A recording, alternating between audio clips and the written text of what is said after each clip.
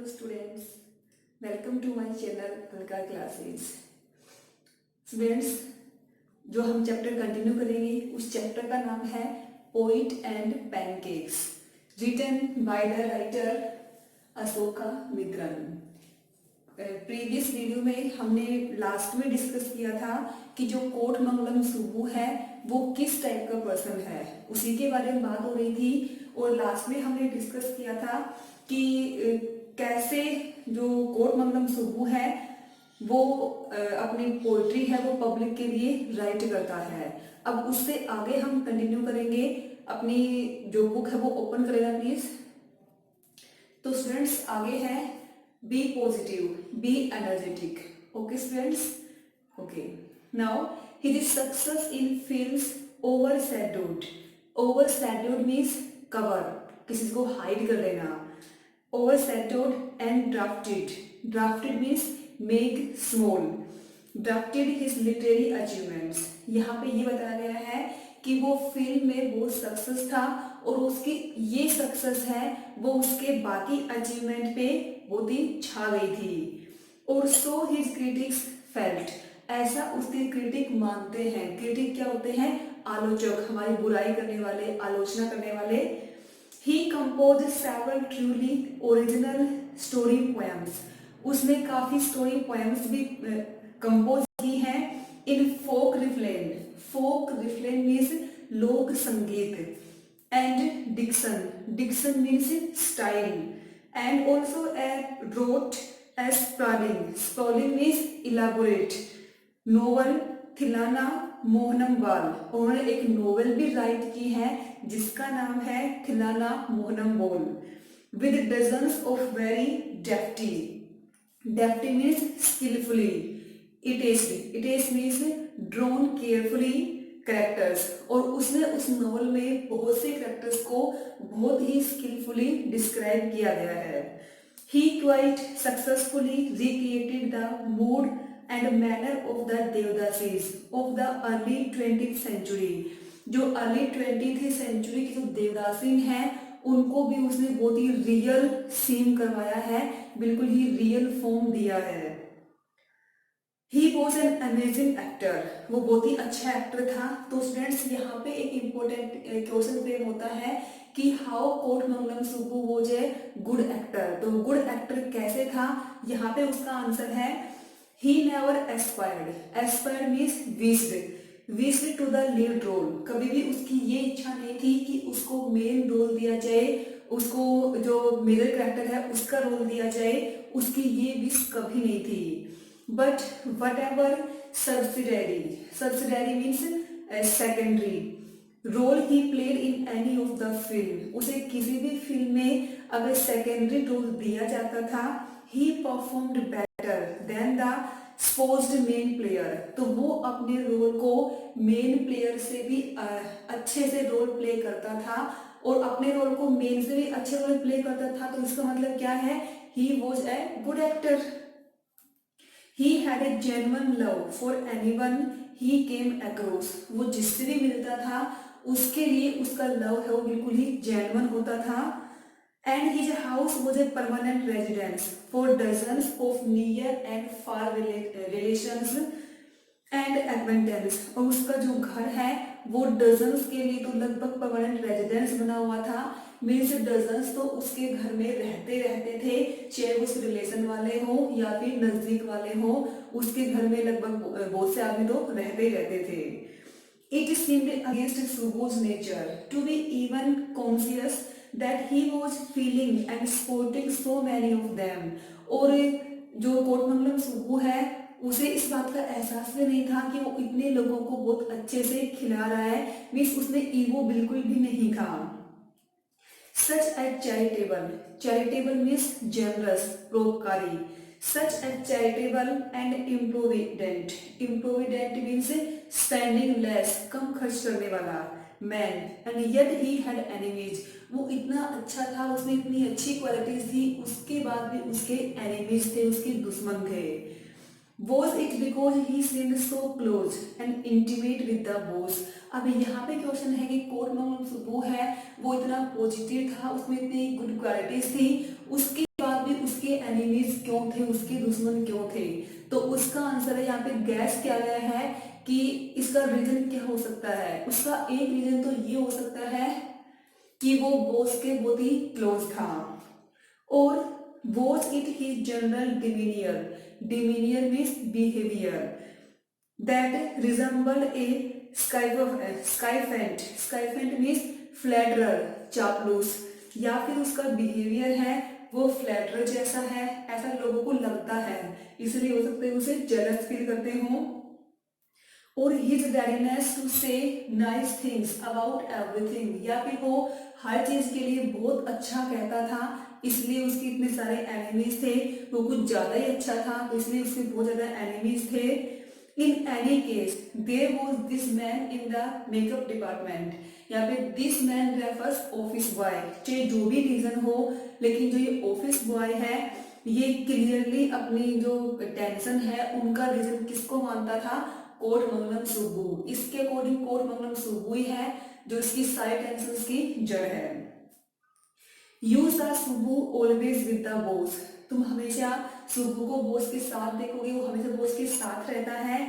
But in the attendance rolls means attendance register means वो रहता तो बॉस के साथ है, लेकिन अटेंडेंस रजिस्टर में ही was grouped under an department called the store department, उसका नाम है वो स्टोर डिपार्टमेंट में था। पहले हमने मेकअप डिपार्टमेंट को डिस्क्राइब किया, अब किसकी बात आ रही है, स्टोर डिपार्टमेंट। ये दोनों ही डिपार्टमेंट जेमिनी स्टूडियो के पार्ट हैं। Comprising an lawyer and an assembly of writers, और जो स्टोरी डिपार्टमेंट था उसमें एक तो कोटमंगलम सुब्बू था और उसके अलावा एक लॉयर, एक वकील था, and assembly of writers and poets, कुछ राइटर और पोइट थे। किस डिपार्टमेंट में, स्टोरी डिपार्टमेंट में। The lawyer was also officially known as the legal adviser, lawyer को हम ऑफिशियली किस नाम से जानते हैं, लीगल एडवाइजर के नाम से जानते हैं, लेकिन यहाँ पे जो लॉयर है जो स्टोर डिपार्टमेंट में था वो इसके बिल्कुल ही अपोजिट था, वो खुद ही लीगल प्रॉब्लम क्रिएट करता था। But everybody refer to him as the opposite, लेकिन ये लॉयर है बिल्कुल ही अपोजिट है। An extremely talented actress. अब यहाँ पे स्टूडेंट्स जो क्वेश्चन बन रहा है वो एक तो ये आएगा कि जो लॉयर है वो बाकी सबसे डिफरेंट कैसे है। इसका आंसर कहाँ पे आएगा इस पैराग्राफ में, आपको खुद फाइंड आउट करना है। नेक्स्ट क्वेश्चन जो बनने वाला है वो ये है कि एक टैलेंटेड एक्ट्रेस थी, उसके कैरियर का एंड किसने और कैसे किया, और या फिर उसके करियर का जो सैड एंड है वो कैसे हुआ। तो इसके आंसर पे ध्यान रखना। एक एक्सट्रीमली टैलेंटेड एक्ट्रेस थी who was also extremely temperamental means angry, जो बहुत ही एंग्री नेचर की थी। Once blew over on the set, एक बार वो सेट मीन्स स्टेज पे ही गुस्से में आ गई वो। While everyone stood stunned means surprise, जब हर कोई साइलेंट और सरप्राइज खड़े थे। The lawyer quietly seized on the recording equipment, तो लॉयर ने क्या किया, वो चुपचाप से गया और रिकॉर्डिंग इक्विपमेंट को ऑन कर दिया। When the actors paused for breath, और जब एक्टर्स सांस लेने के लिए रुकी, अब तक तो वो क्या थी, वो गुस्से में थी, वो लगातार बोलती जा रही थी, स्टेज पे बोलती जा रही थी, लेकिन जैसे वो सांस लेने के लिए रुकती है, the lawyer said to her, lawyer क्या कहता है उसे, 1 minute please, and played back the recording, और उसके सामने रिकॉर्डिंग प्लेबैक कर देता है। There was nothing incriminating or unmentionably foul about the actress' tirade, means long violence speech against the producer. उस स्पीच में उसने प्रोड्यूसर के अगेंस्ट डायरेक्ट कुछ भी नहीं कहा था। But when she heard her voice again through the sound equipment, she was struck dumb. लेकिन जब वो अपनी आवाज को दोबारा से उस साउंड इक्विपमेंट में सुनती है, then she was very surprised. A girl from the countryside. She hadn't gone through all the stages of worldly experience that generally precede means come before, precede a position of importance and sophistication, that she had found herself catapulted means lifted up, catapulted into. कि ये country side से आई हुई एक girl थी और ये अभी बहुत ऊपर नहीं जा पाई थी। इससे पहले ही क्या हो गया था, इसके साथ ये इंसिडेंट हो गया था। She never quite recover from the terror, वो इस फियर से कभी भी उभर नहीं सकी। And she felt that day, उसने उसी दिन से अपने कैरियर को छोड़ दिया। That was the end of a brief and brilliant acting career, इस तरीके से एक टैलेंटेड एक्ट्रेस के कैरियर का सैड एंड हो गया। The legal adviser who was also a member of the story department, किसकी वजह से हुआ ये, लीगल एडवाइजर की वजह से हुआ, जो स्टोरी डिपार्टमेंट का एक मेंबर था। Had unwittingly, unwittingly means unwillingly, ना चाहते हुए, उसका ऐसा इंटेंशन था नहीं कि उसके कैरियर का एंड हो जाएगा, लेकिन उसकी वजह से उसके कैरियर का एंड हो गया। wrote about that sad end, while every other member of the department wore a kind of uniform। अब यहाँ पे है कि जो लीगल एडवाइजर है, मिस लॉयर है, वो बाकी सबसे डिफरेंट कैसे है, तो कैसे है, बाकी सब वहाँ पे क्या पहनते हैं, खादी धोती, वो एक काइंड ऑफ यूनिफॉर्म पहनते हैं जिसमें खादी धोती है, with a slightly oversized, slightly means lightly थोड़ा सा, ओवरसाइज्ड, ओवरसाइज्ड मीन्स लार्ज बड़ा, and clumsy tailored, clumsy means awkwardly means थोड़ा सा भद्दा, अच्छा ना होना, टेलर्ड मीन्स स्टिच्ड सिला होना। White khadi shirt, white khadi shirt पहनते थे बाकी सब तो मेंबर। द लीगल एडवाइजर, जो कि लीगल एडवाइजर है, वो क्या पहनता था, wore pant and a tie and sometime a coat that look like a coat of mail, coat of mail means armour means कवच, जो कि आर्मर जैसा दिखता था। Often he looked alone and helpless, और वो लगभग अकेला रहता था क्योंकि उसकी किसी के साथ इतनी बनती नहीं थी और हेल्पलेस रहता था।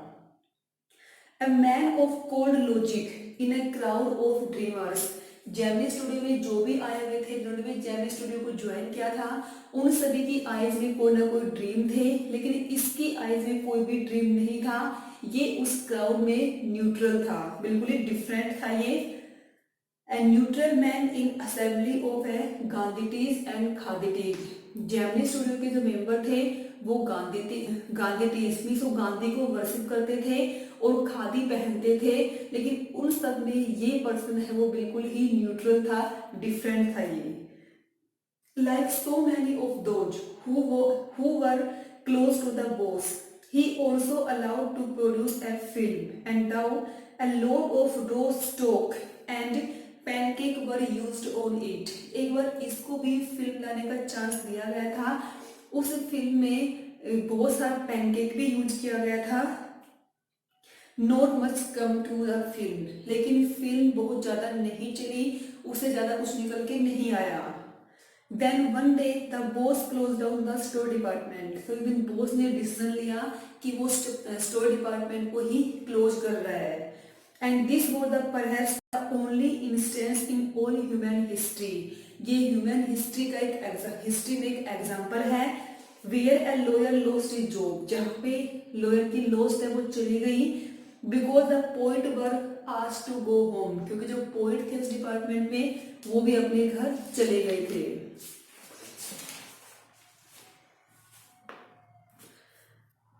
आगे है Gemini studios was the favorite haunt means place, favorite place of poets like SDS योगियार, ये कुछ पोइट्स के नेम हैं जिनका जेमिनी स्टूडियो फेवरेट प्लेस है। अब ये भी क्वेश्चन है कि पोइट्स के लिए फेवरेट प्लेस क्यों था, तो इसका आंसर भी आगे आने वाला है। Shambhu Subramanyam, Krishna Shastri, Harindranath Chattopadhyay. It had an excellent mess, क्यों था प्लेस ये, क्योंकि वहां पे एक बहुत अच्छी मैस थी, which supplied good coffee at all the time of the day and for most part of the night. वहां पे डे और नाइट कॉफी की सप्लाई है बहुत अच्छी होती थी, इसीलिए वहां वो प्लेस है वो पोइट्स के लिए बहुत ही अच्छा प्लेस था, उनका फेवरेट प्लेस था।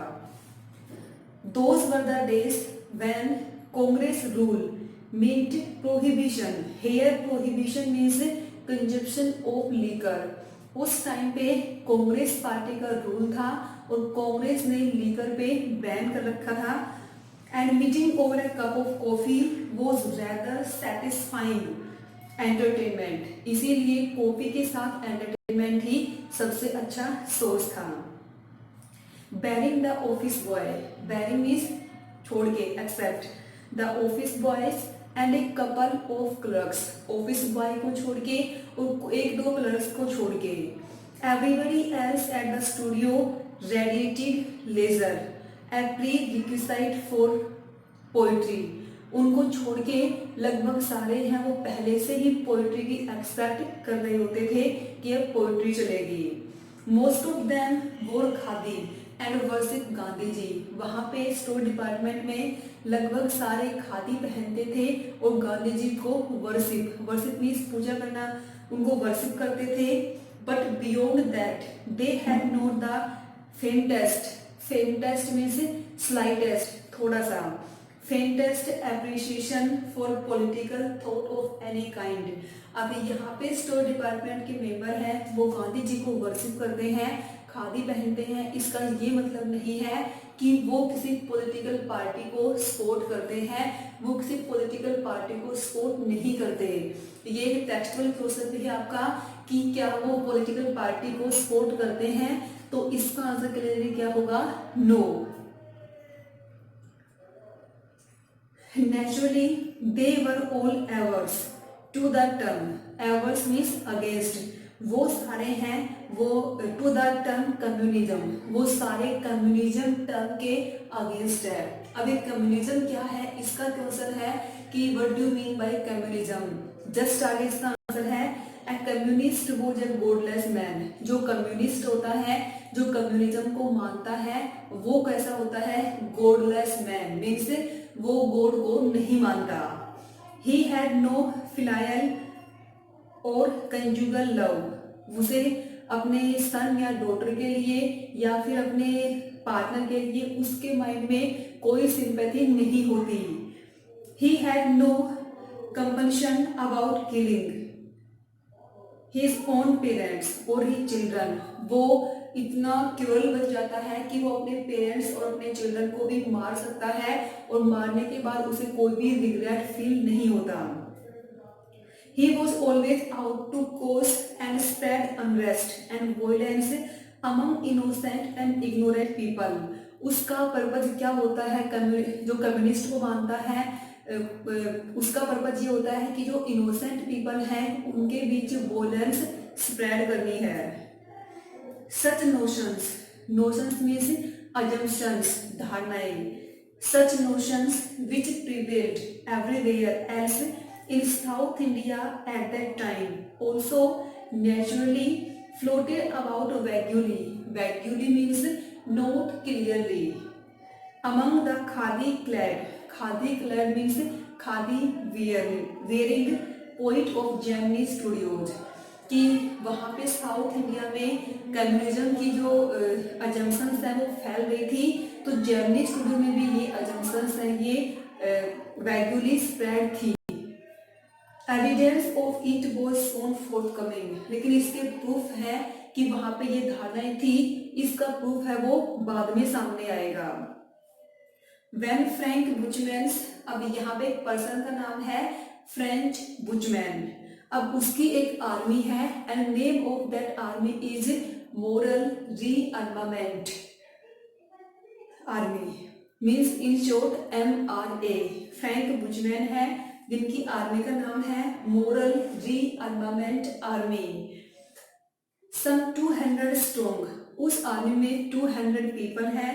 विजिटेड मद्रास सम टाइम, और ये आर्मी है बुचमैन की, ये मद्रास की विजिट करती है in 1952। They couldn't have found a warmer host in India than the Gemini studios. और ये कहाँ पे आते हैं, ये जेमिनी स्टूडियो में आते हैं, क्योंकि जेमिनी स्टूडियो से अच्छा होस्ट इनको कहीं और मिल ही नहीं सकता। Someone called the group an international circus, और किसी ने उनके ग्रुप को, उनकी आर्मी का नाम है वो इंटरनेशनल सर्कस रख दिया। They were not very good on the trapeze, trapeze means a swing for acrobats, means circus का झूला। लेकिन वो अपनी ट्रेपेज में उस नॉलेज में बहुत ज़्यादा अच्छे नहीं थे, क्योंकि वो इंटरनेशनल सर्कस के मेंबर थे ही नहीं। And their acquaintance with animals was only at the dinner table, और वो एनिमल्स की जो बातचीत है वो लगभग डिनर टेबल पे ही करते थे। But they presented to place in a most professional manner, लेकिन वो अपनी दो प्लेस हैं वो बहुत ही प्रोफेशनली तरीके से प्रेजेंट करते हैं वहाँ पे जेमिनी स्टूडियो में। दे जोथम वैली, उनके एक प्ले का नाम होता है जोथम वैली। ये प्लेस का क्वेश्चन है, बहुत इंपॉर्टेंट है कि कौन से दो प्ले हैं वो परफॉर्म किए गए थे, प्रेजेंट किए गए थे कहाँ पे, और उन प्लेस का क्या इफेक्ट हुआ। तो जो MRA है उसने क्या किया था, दो प्लेस प्रोफेशनली मैनर में प्रेजेंट किए थे जेमिनी स्टूडियो में। उनमें से एक का नाम तो क्या है, जोथम वैली, और दूसरा है उसका नाम है the forgotten factor. Rain several shows in Madras, और ये दोनों ही मद्रास के बहुत से शोज में देखे गए थे। And along with the other citizen of the city के अदर सिटीजन के साथ साथ Gemini family of 600, Gemini studio में 600 मेंबर थे, उन्होंने भी उन सिटीजन्स के साथ साथ इन प्लेस को बार बार देखा। The place over and over means again and again. The message of the plays were usually plain and simple homilies. Homilies means sermon, preach, उपदेश। जो ये प्ले थे इनके जो इनका मैसेज था वो तो क्या था, वो सिंपल सरमन था, सिंपल सा उपदेश था। But the sets and costumes were first rate, लेकिन उनके जो सेट और जो कॉस्ट्यूम थे वो फर्स्ट रेट के थे, वो बहुत अच्छे थे।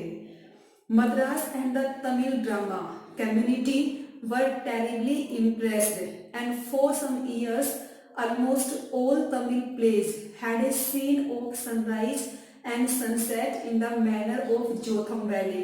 अब यहाँ पे क्वेश्चन है कि जो उन प्लेस का वहाँ पे तमिल पे क्या इफेक्ट हुआ। तो क्या हुआ कि जो तमिल प्लेज हैं वो काफी सालों तक फॉरगॉटन फैक्टर के तरह ही परफॉर्म किए गए।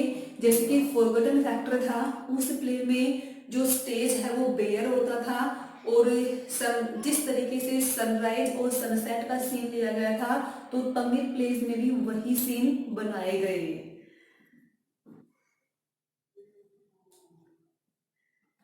A scene of sunrise and sunset in the manner of Jotham Valley, बिल्कुल जोथम वैली की तरह किया गया। With a bare stage, जो स्टेज है बिल्कुल बेयर, वो खाली होता था। A white background curtain, और पीछे बैकग्राउंड के फॉर्म में क्या था, एक व्हाइट कर्टेन होता था। And A tune played on the flute, और वहां पे एक बांसुरी की ट्यून है वो बजाई जाती थी। It was some years later that I learned that the MRA was a kind of counter movement to international communism।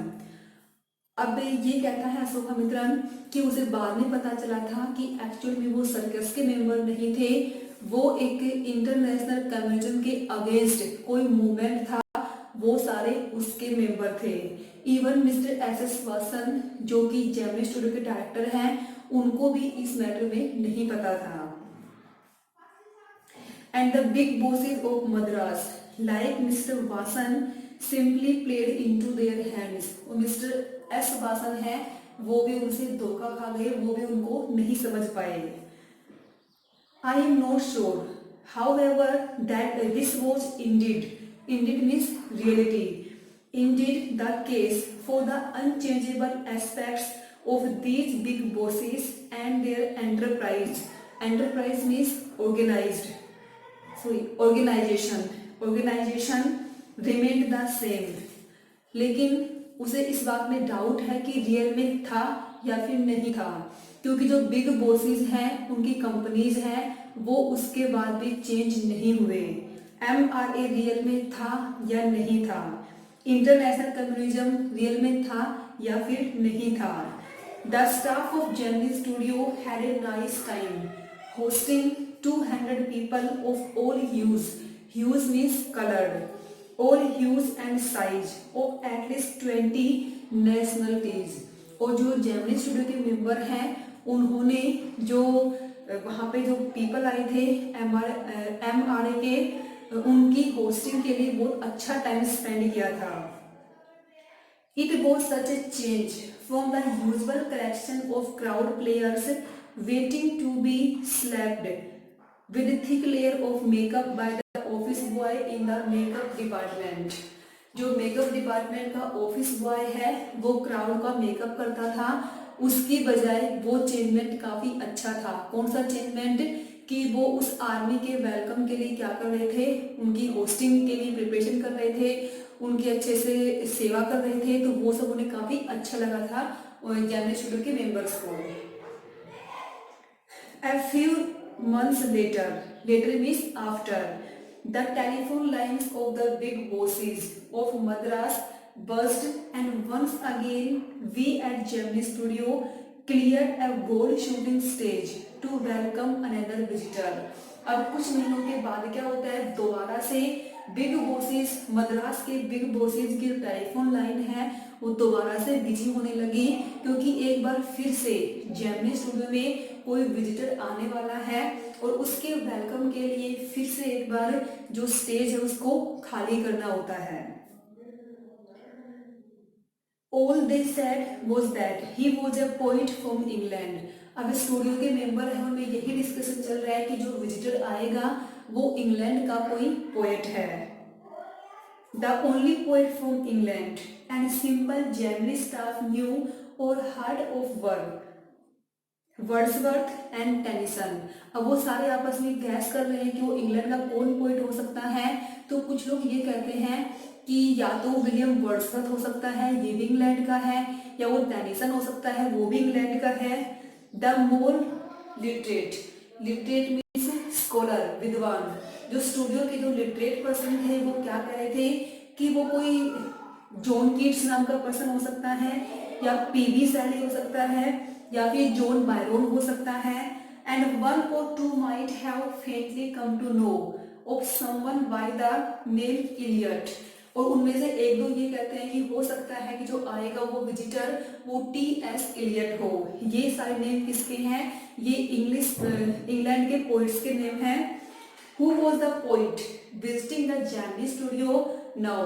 अब कौन पोइट है वो जेमिनी स्टूडियो की विजिट करने के लिए आ रहा है? He is not a poet।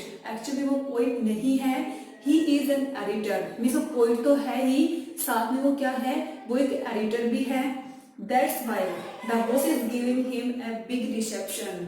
Reception means welcome, इसीलिए बॉस क्या कर रहा है, उसका बहुत ही बड़े लेवल पे वेलकम कर रहा है। अब यहाँ पे क्वेश्चन फ्रेम होता है बच्चों कि जो बॉस है मिस्टर एस.एस. वासन, वो उसका बड़े लेवल पे रिसेप्शन क्यों कर रहा है? क्यों? क्योंकि बॉस भी क्या है, एक मैगजीन का एडिटर है, और जो आने वाला है वो भी क्या है, वो भी एक एडिटर है। Vasan was also the editor of the popular Tamil weekly Ananda Vikatan. Boss है वो किसका एडिटर है? वो तमिल वीकली नाम के तमिल वीकली मैगजीन है, उस मैगजीन का नाम है आनंद विकेतन। He wasn't the editor of any of the known names of British publications in Madras। अब वो सारे आपस में डिस्कस कर रहे हैं कि जो आने वाला है वो किसी मद्रास में किसी ब्रिटिश पब्लिकेशन का एडिटर तो नहीं हो सकता। Those known at the Gemini Studios since the top men of the Hindu were taking the initiative, the surmise means guess करना, was that the poet was the editor of a daily। the Hindu वाले ये gas कर रहे हैं कि वो किसी daily newspaper का एडिटर हो सकता है, but not from the Manchester. लेकिन जो द मैनचेस्टर है, Manchester name of paper, guardian and London times, लेकिन इनका तो एडिटर वो है नहीं। That was all that even the most well informed among us new. Means जो वहाँ पे वेल इन्फॉर्म मीन्स जो इंटेलिजेंट पर्सन थे उनको भी इतना ही पता था, श्योर किसी को भी नहीं था कि आने वाला है वो है कौन। At last around 4 in the afternoon, अब आफ्टरनून 4 o'clock क्या होता है, द पोइट और द एडिटर अराइव्ड, जो विजिटर है वो आ जाता है। He was a tall man, अब यहाँ पे उस विजिटर के बारे में बात हो रही है। He was a tall man, very English, it means he spoke English, very serious in nature, and of course very unknown to all of us. He looks very strange. Battling with half a dozen pedestal. Battling means struggling. Struggling with half a dozen pedestal. Pedestal means base. Fans on the shooting stage. जो shooting stage थी वहां पे कुछ fan रखे हुए थे नीचे ground पे, उनकी आवाज आ रही थी। The boss did out a long speech, उनकी आवाज से स्ट्रगल करते हुए मीन्स फैन की आवाज में ही जो बॉस है वो जोर से एक लॉन्ग स्पीच है वो रीड करता है। It was obviously that, obvious means clear, ये क्लियर था, that he too knew precious, precious means very, little about the poet, कि बॉस को भी पोइट के बारे में बहुत ही कम जानकारी थी। The speech was all in the most general term. Term means manner. जो speech थी वो बहुत ही जनरल तरीके से थी। But here and there it was peppered. Peppered means sprinkled, बिखरे होना। Peppered with words like freedom and democracy. लेकिन बोस के स्पीच में जो डेमोक्रेसी जैसे वर्ड हैं वो बार बार यूज हो रहे थे। Then the poet spoke. अब पहले बॉस ने बोला, उसके बाद जो गेस्ट आया है मीन्स जो विजिटर है वो बोलेगा। अब वो विजिटर बोलता है, he couldn't have addressed a more dazed, dazed means surprised, dazed and silent audience, जो विजिटर है उसने इससे पहले इतने सरप्राइज और साइलेंट ऑडियंस को एड्रेस नहीं किया होगा। ऐसा क्यों? क्योंकि जो विजिटर है वो इंग्लिश बोल रहा था और वहां पे वो तमिल थे, तो उनको इंग्लिश की नॉलेज नहीं थी, वो उसके प्रोनाउंसिएशन को नहीं समझ पा रहे थे, तो वो सारे समझने की कोशिश कर रहे थे, इसलिए वो सारे साइलेंट थे।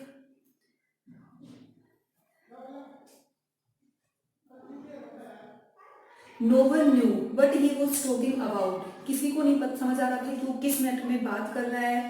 And his accent, accent means pronunciation, and his pronunciation defeated any attempt to understand he was saying.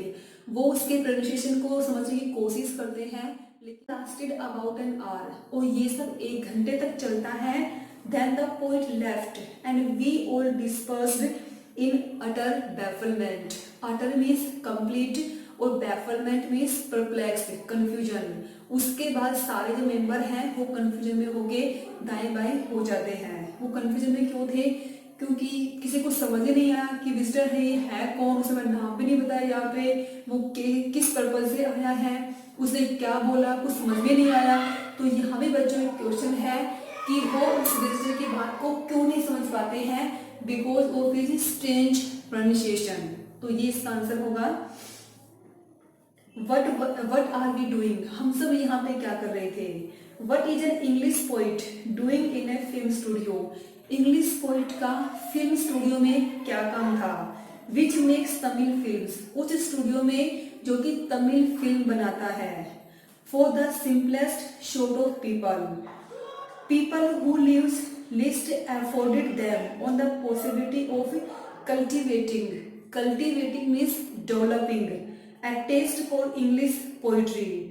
The poet looked pretty baffled, baffled means confused, poet भी confused था, for he too must have felt the seer, seer means only, incongruity of his talk about thrills and travels of an English poet, क्योंकि जो English poet था वो भी अपने pen और जो हैप्पीनेस है उनको प्रॉपरली शेयर नहीं कर पाया, क्योंकि वो भी समझ गया होगा कि इनको कुछ समझ में नहीं आ रहा है।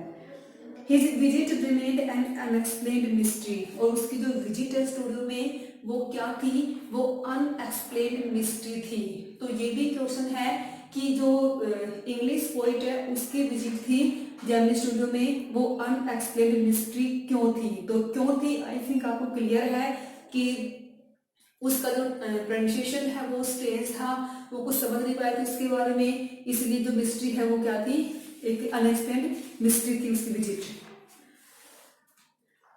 The great prose writers of the world may not admit it, admit means accept, कि जो वर्ल्ड के ग्रेट प्रोज राइटर हैं हो सकता है कि वो इस बात को एक्सेप्ट ना करें, but my conviction grows, conviction means belief, विश्वास, बट माई कन्विक्शन, माई कौन है यहाँ पे, Ashokamitran, but my conviction grows stronger day by day that, लेकिन जो अशोकामित्रन है उसका बिलीफ है वो डे बाई डे स्ट्रॉन्ग होता जा रहा है, किस बात को लेके, कि that prose writing is not and can't be true pursuit, pursuit means job of a genius, कि जो प्रोज राइटिंग है वो किसी जीनियस का काम नहीं है, प्रोज राइटिंग है वो किसी जीनियस का काम नहीं है। It is for the patient, जिसे पेशेंस हो, परसिस्टेंट मीन्स कॉन्स्टेंट, जो लगातार काम करता रहे, persevering means patiently, drag with a heart so shrunken, यहाँ पे श्रिंकन मतलब क्या है, बिल्कुल ही सिकुड़ जाना, छोटा हो जाना, that nothing can break it, जो प्रोज राइटिंग है वो कौन कर सकता है, जिसका जो हार्ट है बिल्कुल ही श्रिंक हो चुका हो, इतना मजबूत हो उसका हो चुका हो जिसको कोई तोड़ ना सके, वो ही इस काम को कर सकता है, या बहुत ही हार्ड वर्कर हो वो इस काम को कर सकता है, इसके अलावा कोई काम उस काम को कोई कर नहीं सकता। किस काम की बात हो रही है, प्रोज राइटिंग की बात हो रही है यहाँ पे। Rejection slips don't mean a thing to him, अगर उसकी प्रोज को किसी ने रिजेक्ट भी कर दिया तो वो इतना स्ट्रॉन्ग होना चाहिए मेंटली कि वो टूटे नहीं।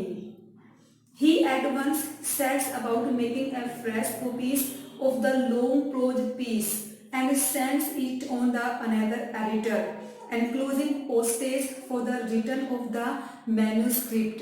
वो किसी मैन्यूस्क्रिप्ट क्या होता है, रिटन बाय हैंड, हाथ से लिखा हुआ। It was for such people that the Hindu had published a tiny announcement.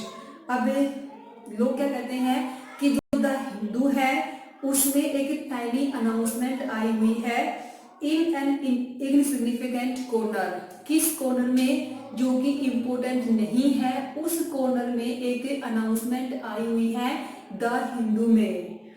वो अनाउंसमेंट क्या है, a short story contest organised by a British periodical means magazine, by the name the Encounter नाम की एक मैगजीन है, वो magazine है वो क्या कर रही है, एक शॉर्ट स्टोरी कॉन्टेस्ट ऑर्गेनाइज कर रही है। और ये कहाँ पे आता है, ये द हिंदू पेपर पे एक अनइम्पोर्टेंट कॉर्नर में ये न्यूज, ये इंफॉर्मेशन आती है, ये अनाउंसमेंट आती है। Of course, the encounter wasn't known commodity among the Javanese literati.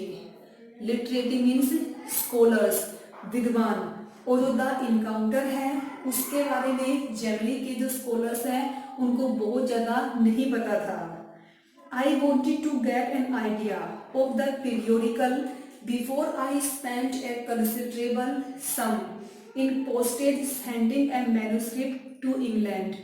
अब अशोकमित्रन ये चाहता है कि वो मैन्यूस्क्रिप्ट पे बहुत ज़्यादा खर्चा करेगा, उसे इंग्लैंड भेजेगा, उससे पहले वो इस पीरियोडिकल के बारे में इंफॉर्मेशन लेना चाहता है, उसका ये पर्पज होता है इंफॉर्मेशन लेने का। इसीलिए वो क्या करता है, इन दोज डेज वो वहाँ पे जाता है, और उन दिनों द ब्रिटिश काउंसिल लाइब्रेरी, वो कहाँ जाता है, ब्रिटिश काउंसिल लाइब्रेरी जाता है, had an entrance with no long widened sign board, और उसके एंट्रेंस पे बहुत ज़्यादा साइन बोर्ड या फिर नोटिस बोर्ड नहीं लगे हुए थे, ये सब एक प्रोहिबिशन नहीं थी कि तुम कैसे एंट्री कर सकते हो कैसे नहीं कर सकते हो, ऐसा कुछ नहीं था उस लाइब्रेरी में।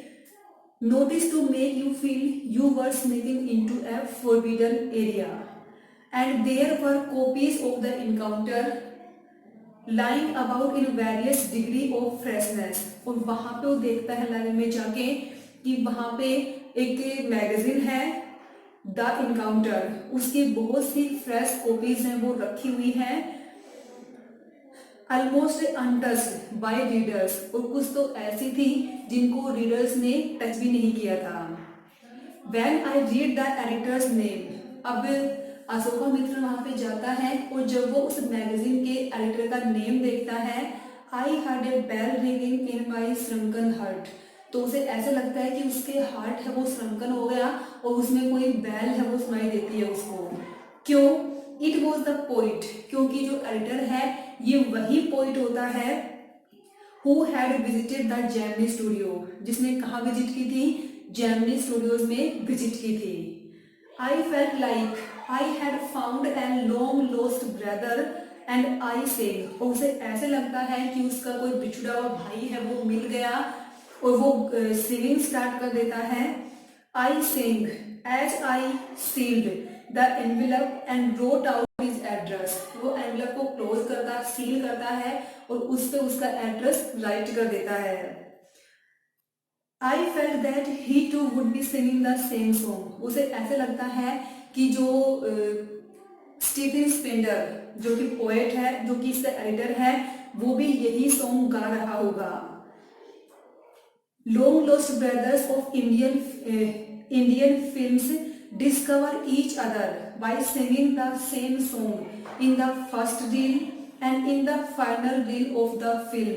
अब आपने ऐसी मूवी देखी होंगी जिनमें क्या होता है कि स्टार्टिंग में कोई सॉन्ग होता है तो उसमें दो ब्रदर हैं वो साथ होते हैं और बाद में वो बिछुड़ जाते हैं, और जब मूवी के एंड में फिर से वही सॉन्ग चलता है तो दोनों भाई उस सॉन्ग को सुन के मिल जाते हैं। ऐसा सॉन्ग देखा होगा, ब्रदर मिलते हो, लवर मिलते हो, फैमिली मिलती हो, लेकिन यहाँ पे ब्रदर्स की बात हो रही है। वो ये कहता है कि जो हिंदी मूवी है उनकी तरह, जैसे कोई फर्स्ट डील में बिछुड़ते हैं, लास्ट डील में मिल जाते हैं दो ब्रदर, तो उसे ऐसे लग रहा है कि जैसे कि उसका जो स्टीफन स्पेंडर है वो उसका ब्रदर है और वो अब उसे मिल गया है। Stephen Spender, Spender that was his name, और उस एडिटर का नाम क्या है जिसने विजिट की थी? His name was Stephen Spender, जो कि इंग्लिश पोइट और एडिटर था। तो स्टूडेंट्स यहाँ पे क्वेश्चन ये था कि जो राइटर है उसे इंग्लिश पोइट के बारे में कंफर्म कब होता है, वो कैसे डिस्कवर करता है कि जेमिनी स्टूडियो में विजिट करने कौन आया था? तो यहाँ पे इसका आंसर था। अब आगे, एंड ईयर्स लेटर, काफी सालों बाद, when I was out of Gemini studio, जब अशोकामित्र ने जेमिनी स्टूडियो को छोड़ दिया था, and I had much time, now he had much time but not much money, पैसे उसके पास ज्यादा नहीं है, anything at A reduced price attracted my attention, अब कोई भी ऐसी चीज जिसका प्राइस लो है वो उसको इजीली अट्रैक्ट कर सकती है क्योंकि अब उसके पास टाइम है लेकिन मनी नहीं है। On the footpath in front of the Madras mount road post office, Madras mount road post office के सामने फुटपाथ पे there was a pile, pile means heap, ढेर, there was a pile of brand new books for 50 paise each, वहां पे footpath पे बहुत सारी book लगी होती हैं और उन सभी के प्राइस है वो सेम होते हैं 50 पैसे। Actually they were copies of the same book, क्योंकि वो सभी एक ही बुक की कॉपी थी। An elegant paperback of American origin special low priced, अब उनके जो प्राइस थे वो इतने लो क्यों थे? Special low price student edition, वो स्टूडेंट्स के लिए मेनली लो प्राइस थे। In connection with the 50th anniversary of Russian revolution, Russian revolution रूस की क्रांति, जो रशियन रिवॉल्यूशन थी उसकी 50th एनिवर्सरी के लिए ये स्टूडेंट्स एडिशन के लिए थे।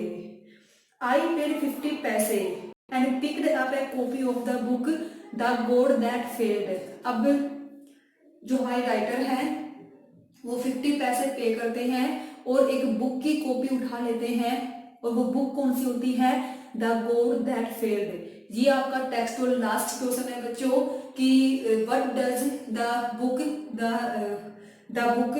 God that failed refers to, तो उसका आंसर अभी आगे आने वाला है।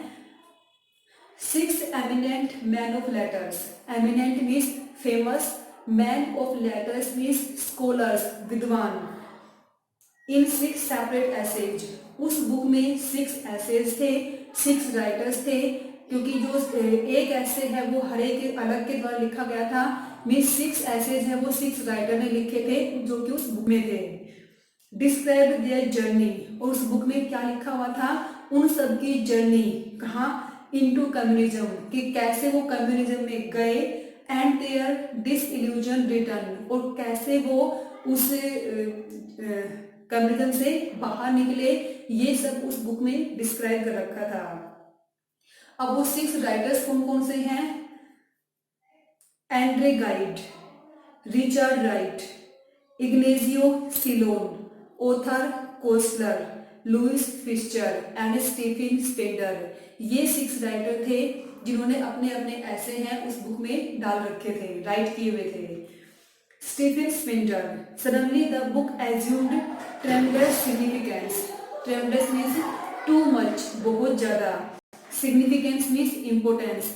अब जैसे ही वो स्टीफन स्पेंडर का नाम पड़ता है तो उसके लिए उस बुक की वैल्यू है वो एकदम से बहुत ज्यादा हो जाती है।